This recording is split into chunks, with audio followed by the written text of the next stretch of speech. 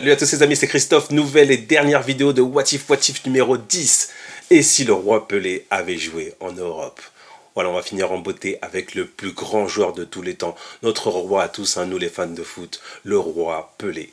Donc pour la petite aparté déjà, d'où vient ce nom Pelé? Je l'ai vu sur Instagram très récemment.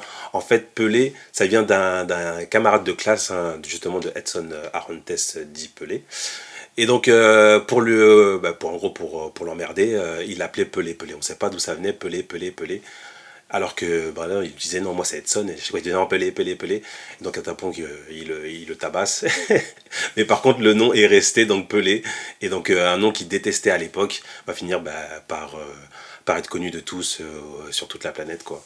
Et donc, pour vous dire un petit peu l'histoire, voilà, d'où est devenu ce surnom. Pelé. Donc je vais retracer un petit peu son parcours, hein. Ça commence en 56, donc Pelé intègre le club de Santos, le FC Santos, hein, son club de toujours. Et dès ses 15 ans, il va signer son premier contrat pro. Donc au départ, il va jouer un petit peu avec les juniors, hein, au début, hein, mais très vite, il va intégrer le groupe pro. Et puis dès son premier match, il va marquer et puis rester dans l'équipe en tant que titulaire. Donc ça va continuer, continuer, à tel point qu'en 57, il intègre donc la sélection du Brésil, hein, dès ses 16 ans. Vous imaginez, 16 ans et déjà en équipe du Brésil.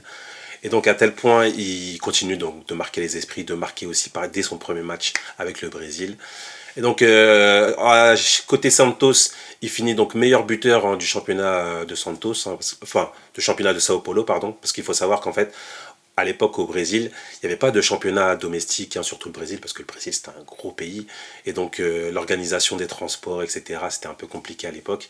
Et donc il n'y avait que des championnats donc, un peu régionaux, donc il y avait le championnat de Sao Paulo, le championnat de Rio, etc. Et donc lui, il sera donc dans le championnat de Sao Paulo, et donc il va être meilleur buteur de ce championnat. Donc il sera donc aussi en sélection du Brésil, hein, et donc tellement il est doué pour même à son âge aussi précoce, il va intégrer donc le groupe qui va aller donc à la Coupe du Monde en Suède en 58. Donc déjà à 17 ans, il sera donc dans la sélection brésilienne, la sélection de Vava, de Didi, qui étaient un petit peu les stars de l'époque. Et donc il va rater par contre les premiers matchs de la Coupe du Monde parce qu'en fait il va se blesser pendant les matchs de préparation. Et donc il va rater les matchs de poule. Et c'est qu'en quart où il va jouer son premier match, il va marquer dès son premier match donc face au Pays de Galles en quart de finale de Coupe du Monde.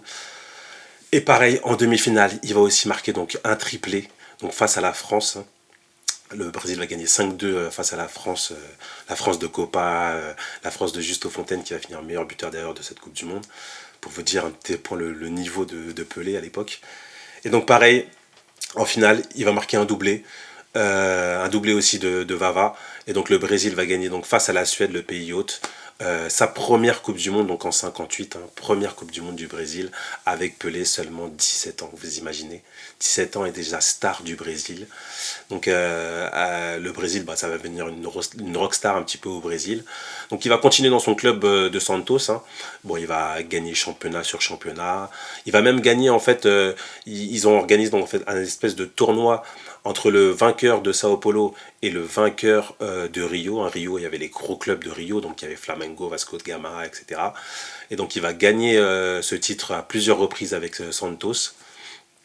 Il va gagner aussi donc la Copa Libertadores donc avec son club de Santos, hein, face au Penarol. Au Penarol, le grand club du Uruguay. Donc il va gagner cette Copa Libertadores. La Copa Libertadores, hein, pour vous dire, hein, pour ceux qui ne savent pas, c'est l'équivalent de la Ligue des Champions, mais pour l'Amérique du Sud. Donc il va gagner ce trophée-là à plusieurs reprises, hein. Je crois que c'était, donc si je reprends mes notes, c'était donc en 59, 60 et 61. Donc pour vous dire que le FC Santos à l'époque c'était quelque chose. Et donc il va gagner aussi la Coupe intercontinentale, hein, avec Santos, hein, au Benfica d'Eusebio, donc le grand Benfica à l'époque. Il va gagner aussi contre le Milan AC de Rivera, hein, pour vous dire c'était vraiment quelque chose, hein, les équipes au Brésil, hein. Comme c'était pas le Brésil de maintenant où en gros tous les meilleurs joueurs partaient et venaient en Europe. Là les joueurs restaient, donc ça faisait vraiment des gros clubs, hein. Donc voilà, à l'époque l'Amérique du Sud pouvait facilement concurrencer l'Europe, voire était même presque un peu au-dessus, pour vous dire, donc à cette époque. Et donc ils vont gagner tous ces trophées donc avec Santos. Et donc en 62, toujours avec la sélection du Brésil, hein, le Brésil, bah, donc ultra favori en 62, va arriver en Coupe du Monde. Malheureusement, Pelé va se blesser dès les premiers matchs, hein, parce qu'en fait, ce qu'il faut savoir, c'est qu'à l'époque, même si il n'y avait pas de championnat domestique, il y avait déjà beaucoup de matchs au Brésil. Et puis surtout, c'est que le FC Santos faisait des tournées à travers le monde pour faire des matchs amicaux, des matchs de gala, etc. À tel point que certaines saisons, ben, Pelé pouvait jouer jusqu'à plus de 100 matchs par saison. Vous imaginez 100 matchs par saison? C'était de la folie à l'époque. Et donc du coup, ben, il arrivait un petit peu bouilli en Coupe du Monde. Et donc là, il s'est blessé, en blessure musculaire. Donc il va rater pas mal de matchs donc avec le Brésil, mais ça n'empêchera pas le Brésil de gagner la Coupe du Monde 62 avec un formidable Garrincha qui sera un petit peu la vedette, hein, vu que Pelé sera blessé, et qui va emmener justement le Brésil jusqu'au titre, hein. Donc le deuxième titre du Brésil, hein, soit 58 et 62. Arrive ensuite donc la Coupe du Monde 66, hein. Pelé a 25 ans déjà, donc déjà il est au top de son art, au sommet de son art. Mais malheureusement, il va arriver donc dans une Coupe du Monde 66 assez brutale, hein, vraiment, un niveau de jeu, voilà, c'était la folie furieuse. Donc il arrive déjà face à la Bulgarie où il se fait matraquer, hein, vraiment il se prend coup sur coup parce que c'est devenu la cible, hein, comme c'est la star internationale, mondiale, parce que comme je vous dis, ils vont un petit peu faire le tour de l'Europe, donc tout le monde connaît Pelé à cette époque. Et donc du coup, bah, traitement de faveur obligatoire face à lui, hein, parce que on ne veut pas se faire humilier par lui. Et donc c'était faute sur faute dans cette Coupe du Monde. Une Coupe du Monde à l'époque où il n'y avait pas encore de carton ou d'arbitrage. Pareil, il n'y avait même pas encore de changement, hein, il me semble, à l'époque. Donc du coup, même si vous avez un blessé, vous êtes obligé de rester sur le terrain. Donc Pelé donc, va être pas mal matraqué donc, face à la Bulgarie. Et c'est ensuite contre le Portugal où là, il va y avoir non, mais vraiment une boucherie avec un double tacle de Joao Moret. Je vous mettrai en description justement la vidéo, mais c'était monstrueux. Et donc là, clairement, il va rester sur le carreau. Et le Brésil va être éliminé dès les poules de cette Coupe du Monde 66. Hein, la Coupe du Monde 66, j'en ai parlé d'ailleurs dans un autre poitif, hein, de l'Angleterre, l'Angleterre va gagner cette Coupe du Monde en 66. Donc cette Coupe du Monde va être très brutale pour Pelé, à tel point qu'il va être tellement déçu qu'il va mettre un arrêt avec la Coupe du Monde, pas la Coupe du Monde, pardon, avec la sélection brésilienne, hein, il va arrêter, il va faire une pause de 2 ans. Et c'est qu'en 68 qu'il va revenir avec le Brésil en sélection. S'ensuit donc la Coupe du Monde 70, donc la formidable Coupe du Monde 70 au Mexique, où la sélection brésilienne va un petit peu se venger de cette Coupe du Monde 66, hein, et donc va arriver avec une grosse équipe, hein, entraînée par Mario Zagallo, hein, l'ancien donc vainqueur en 58 avec Pelé. Et donc là, il va être coach, et il va coacher en fait le Brésil, la plus belle équipe de tous les temps, le Brésil 70, hein, la référence ultime en termes de foot, le Brésil 70, avec donc Pelé, avec Jairzinho, Tostão, Rivelino, en défense donc Carlos Alberto. Donc c'est l'une des plus grandes équipes, hein. Et donc carrément sur la compo, il va jouer carrément avec 4 attaquants.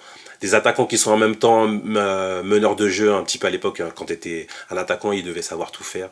Et donc ces 4-là en attaque, donc Jairzinho, Tostão, Rivelino et Pelé, ils vont jouer 4-2-4 et pratiquer le plus beau football de tous les temps avec le Brésil 70. Donc autant vous dire que ce Brésil 70 va écraser la compétition avec un Pelé monstrueux qui va nous inventer des gestes, hein, avec ce tir du milieu de terrain, cette feinte sur le gardien, bon malheureusement il ne va pas marquer, des passes aveugles pour Carlos Alberto, un Brésil magnifique. Et donc va écraser la compétition et va gagner son 3e trophée donc, pour le Brésil. Et donc 3e trophée pour Pelé. Donc pour vous dire un petit peu le joueur que c'était, hein, c'était de la folie furieuse, Pelé, le joueur ultime. Et donc ça va continuer, il va continuer sa carrière donc à Santos. Donc il va finir sa carrière donc à Santos, hein. Donc il y aura ce but magique en 69, hein, ce but mythique, son 1000e but en carrière. Bon, le 1000e, donc faut savoir que Pelé il comptait un peu tout, hein. Les matchs d'exhibition, comme je vous ai dit, ils en faisaient un paquet dans une année. Il y avait les matchs avec Santos, les matchs avec le Brésil, donc il comptait un peu tout. Il y avait même aussi quelques matchs je sais pas moi, de préparation, matchs amicaux, matchs caritatifs, je sais pas trop. En tout cas, il a tout mis, donc ça a fini avec ce 1000e but donc en 69, donc mythique, hein, au stade Maracana, hein. J'ai eu la chance d'y aller d'ailleurs, hein. Vous avez un live d'ailleurs dans les live stadium, hein, sur la chaîne. J'ai eu la chance d'aller au Maracana et de voir un match. Et donc dans ce stade mythique, il va mettre son 1000e but sur penalty. C'est un truc mythique que je vous mettrai en description. Il marque. Et c'est tellement une fête que tout le monde arrive sur le terrain, les journalistes, les supporters, etc. Il y a eu un arrêt de au moins 25 minutes. Mais après le match a repris, donc Santos a gagné. Et donc il va finir sa carrière donc, à Santos avec un nombre de titres incroyable. Donc en 74, il finit. Mais il va continuer de jouer au foot. Il va signer avec le New York Cosmos. C'était un petit peu l'équipe mascotte où on mettait en fait les grands joueurs en fin de carrière. Donc il y avait Pelé, il y avait Franz Beckenbauer qui le rejoint après, Carlos Alberto. Et il va continuer de gagner même dans ce championnat-là, bon, à 35 ans passés, assez vieux, mais il avait toujours son niveau de jeu, comme je vous ai dit, il était en avance sur son temps, donc il a continué de performer. Malheureusement, comme je vous ai dit, il n'a pas joué en Europe. Et donc on va reprendre ce what if, et s'il avait joué en Europe, eh ben, mes amis, ça aurait été une boucherie, parce que Pelé c'est le foot. Pelé c'est le foot.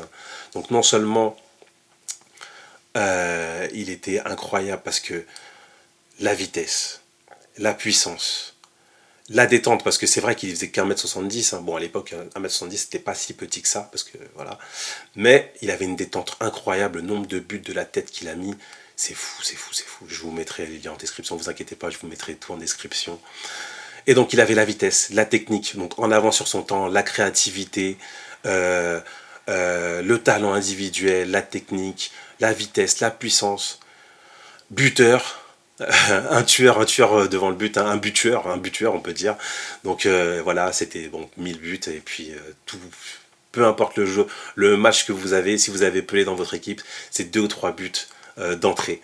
Donc c'était de la folie. Donc en avance sur son temps. Et puis surtout c'était un leader par le charisme, par la technique et un leader tranquille, tu vois. C'était pas un ego démesuré. Attention, Pelé avait un ego quand même pour certaines déclarations, etc. Il avait un ego, mais c'était un ego qui bouffait pas le collectif. C'était pas moi et les autres après. C'était vraiment, il se fondait dans la masse. Toutes les interviews que j'ai pu lire, c'était oui, Pelé, c'était un gars tranquille, voilà. Il faisait partie, il régalait sur le terrain. Donc le nombre de passes décisives en Coupe du Monde, je crois que c'est l'un des meilleurs passeurs en Coupe du Monde, parce que c'était un régal. Et donc voilà, c'était le joueur ultime, c'était le joueur magnifique, quoi. C'était Pelé, le numéro 10. Donc si les gens aiment tant le numéro 10, c'est en grande partie grâce à Pelé, parce que voilà, c'était le cœur du jeu, l'âme de son équipe partout où il allait. C'était magnifique, Pelé. Donc s'il avait joué en Europe, mes amis, oh là là là, mes amis. Parce que même si, il faut savoir qu'il y avait une concurrence à l'époque, c'est contemporain, il y avait des grands joueurs. Si on reprend le Real des années 50-60, qui prend Ligue des Champions sur Ligue des Champions. Bon, à l'époque, ça s'appelait la Coupe des clubs champions. Ben, le Real, à l'époque, qui prenait tout. Le Real de Puskás, de Di Stefano, de Copa, de Gento. Ben, imaginez qu'il avait joué dans cette équipe, ça aurait été de la folie. Bon, après, il y avait d'autres grandes équipes, comme je vous ai dit. Il y avait le Benfica de Eusebio. Imaginez qu'il avait joué avec Eusebio. Vous imaginez donc le duo Eusebio, en plus deux qui parlent portugais, l'entente aurait été parfaite. Deux joueurs voilà, de grand talent dans ce Benfica-là. Pour vous dire, s'il avait joué donc dans le Milan, qu'il avait battu donc avec Santos, le Milan de Rivera, le Milan AC de cette époque, c'était une tuerie aussi s'il avait joué là. S'il avait joué dans l'Inter de Mazzola, le grand Inter, avec, bon, certes, le Catenaccio à l'époque d'Herrera, le coach emblématique. S'il avait joué dans cette équipe, vous imaginez. S'il avait joué même après, plus tard, dans l'Ajax de Cruyff, bon, il était un peu plus vieux, mais bon, il avait encore un grand niveau. S'il avait joué dans l'Ajax de Cruyff, vous imaginez. Ou encore, même plus tard, même s'il était encore assez vieux, mais quand même, s'il avait joué dans le FC Bayern de Beckenbauer, vous imaginez. Voilà, s'il avait joué en Europe, il aurait tout écrasé. Et on l'a vu plus tard d'ailleurs, quand Maradona a intégré le club de Naples en Europe, c'est tout ce qu'il a fait. Il a gagné la Coupe d'Europe à 2 reprises avec Naples. Pourtant, un Naples bien inférieur au club de l'époque, et pourtant ils l'ont gagné. Donc imaginez Pelé s'il avait intégré un grand club à cette époque. Non, il aurait tout cassé, tout cassé. Si on reprend pareil, si on reprend les ballons d'or de l'époque, je vous mets la liste, ben, Pelé c'était au-dessus de tous ces joueurs. Donc il aurait tout raflé sur son passage. Bon après certes, je pense qu'il y aurait eu plusieurs contrats sur lui, hein. Je ne sais pas s'il aurait fini tous les matchs à l'époque parce que quand vous savez que vous jouez contre Pelé, en plus à l'époque c'était voilà, c'était le marquage individuel. Dès qu'il y avait une star en face, il fallait se la faire, quoi. Donc c'est sûr que quand on voit la Coupe du Monde 66, bon, ça aurait été compliqué. Mais il avait le génie, la technique justement pour lâcher peut-être le ballon un peu plus vite et s'adapter au championnat, hein, forcément. Parce que Pelé c'était quand même une force de la nature. Comme je vous dis, s'il en est arrivé à 1000 buts, hein, bon, 1000 buts qui sont discutables, mais il en a marqué des buts, c'est qu'il a joué un nombre incalculable de matchs, hein. J'ai plus la stat, mais je pense qu'il est pas loin des 1000 matchs en carrière, hein, parce qu'il a joué en plus 18 ans. Donc pour 20 ans après, 20 ans, enfin un peu plus de 20 ans si on compte les matchs au Cosmos. Donc pour vous dire le joueur que c'était, hein. Donc c'est sûr qu'il se serait adapté, hein. Donc voilà, c'était un petit peu le dernier What If donc de ce thème. Donc dites-moi ce que vous en pensez.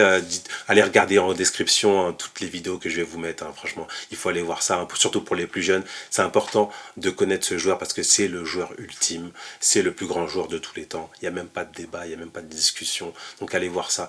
Et puis je vous dis à la prochaine les amis pour un nouveau thème, bien sûr. À la prochaine.